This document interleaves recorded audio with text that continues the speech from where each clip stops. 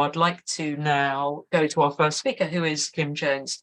So Kim Jones, she has become, after last year, she spoke to us, and if you were here or you saw the videos, the recording, she spoke to us voice only, and we also altered her voice, and it made a massive impact. So we got, I think, over 20,000 views, or near 20,000 views. I think it was a game changer. It was really significant that Kim, thank you so much for speaking to us and standing up. She's now become a full-time advocate for female athletes and women's sex-based rights, and she's going to tell us about what's happened in the last year and where Kim is headed. So thank you so much for coming, Kim. It's lovely to see you, and I'm going to hand over to you. I can't believe that it's been a year since I spoke with you all about witnessing the injustice of a single male swimmer in women's swimming. It's still hard to reflect back and rationalize that that was a real life experience, and that so much of the nightmare continues on.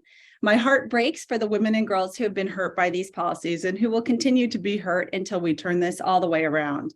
Unfortunately, I now hear more of these stories every week from angry and tearful women and parents.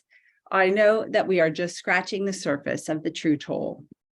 So while last year I was hoping to offer a glimpse into what I had seen, my message for today is twofold. First, to look back and gauge just how much has happened in a single year. And second, to offer hope and encouragement to anyone listening. That we are living in an era when men have the backing of law to call themselves women and to self-impose their desires on society at the expense of women. It's hard for me to wrap around my head around still. But I want to reassure you all, it's only going to take one thing to change this: speaking. I am so glad that I was given the opportunity and encouraged to do just that by Kara Dansky, in spite of my nerves. And I hope that I can encourage other women to find their voice.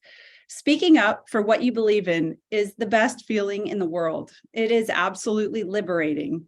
Women feeling shackled to silence through social or financial intimidation is abuse, and it is a way to keep us from achieving equality, or for that matter, even from discussing our lives. Our voices are our power, and using them allows us to explore, to think, to learn, to grow, and to change the world for the better. Nothing should stand in the way of letting us do this. When we speak about our experiences, we make visible the otherwise invisible, and the next generation of women need to see the examples of women speaking unabashedly. So with that, what's happened in a year in sports? It was February of last year when I spoke on here. The world at that time felt intensely dark to me. I honestly didn't know how I would share without losing my ability to speak through the overwhelming emotion. It was traumatic as women learn how, it was very traumatic as a woman to learn how we were being redefined and silenced. But even more so as a mother with that fierce instinct to protect when you see men so easily justify abuse and public humiliation of our daughters. After uncovering the deep roots of gender ideology, how deeply they were ingrained into our society, I felt like I had this dreaded superpower of knowing what was coming time and time again, but being stripped of any ability to stop it. I know I speak for so many of us because I have heard it with every group I have spoken with since, and the questions are all the same. What can I do? I felt so powerless, but this, I think, is the greatest lesson of last year. I fought really hard to find some path forward, some foothold through my voice, and I no longer cared what it cost. It was too important. Every day, I woke up thinking, if I can just do two things, if I can have two conversations today, take those steps, however small they are, I will feel better and I will start something. And guess what I learned? For every person afraid to talk to you or who disagrees, there are 100 who are absolutely hungry for someone to speak the truth or just to share. After NCAAs, a few brave souls spoke up, like the amazing Riley Gaines and teams of women who were alums of historically dominant swimming programs. Through all of the channels of conversations that had opened up, I was connected to a woman named Marcy Smith, and in her, I found another person as determined as I was.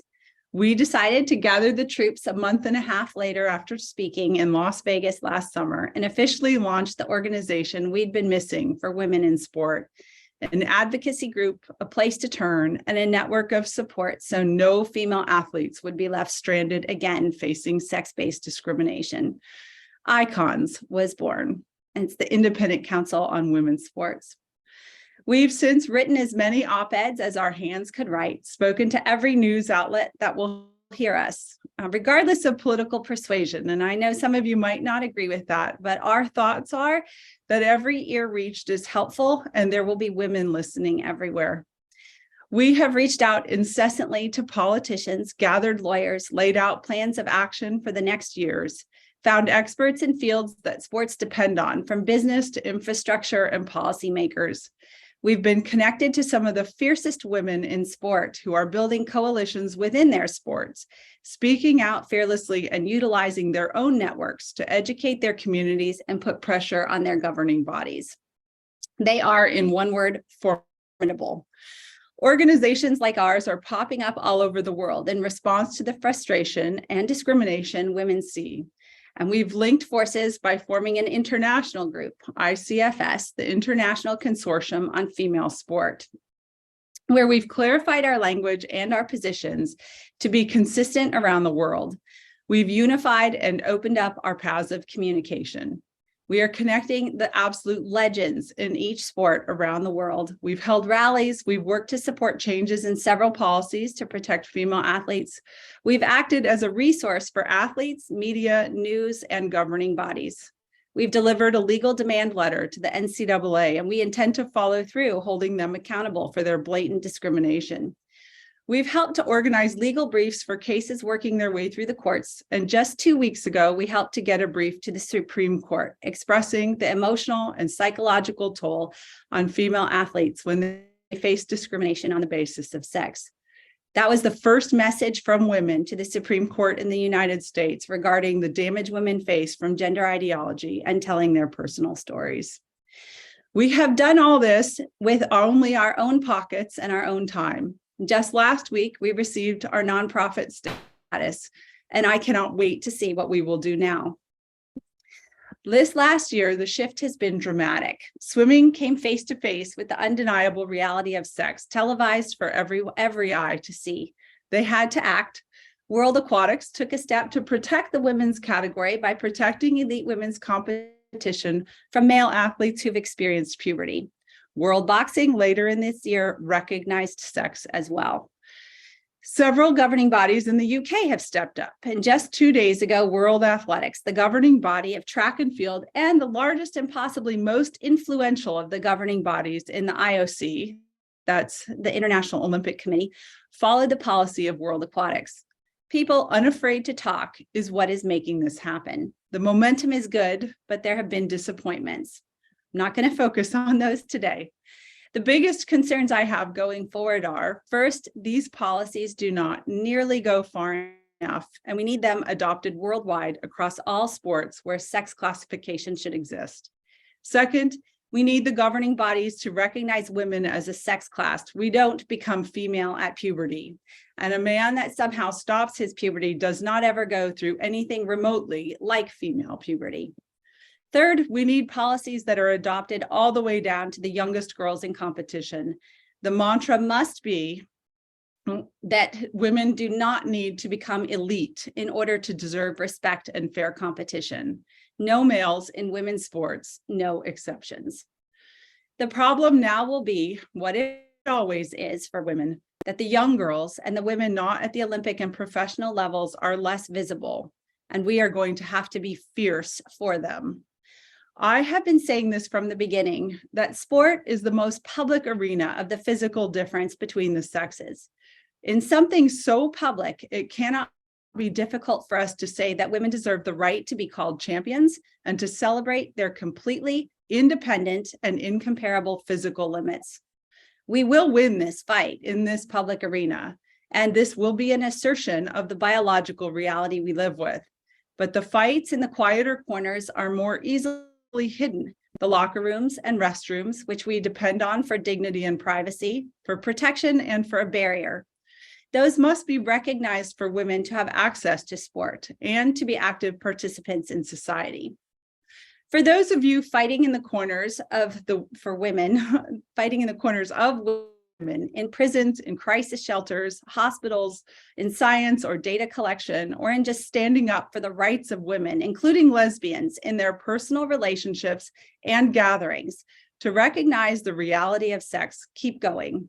We are only as visible as the women willing to speak up. To wrap up, we all have a role in this, and I don't ever want to compel any woman's speech. But if you want to speak up or feel like inspired to, I want to encourage you to cross that Rubicon. You will not regret it. Dream big, find a friend, as I have found in Marshy, and help each other to build something. Run for school board, run for office. Who cares if you lose, if you bring the right conversations forward? Organize a group, talk to your company, express your concerns with policy, write to your politicians, better yet, go knock or even sit down in front of their doors until they'll speak with you. Ladies, my encouragement to you is let's just be relentless.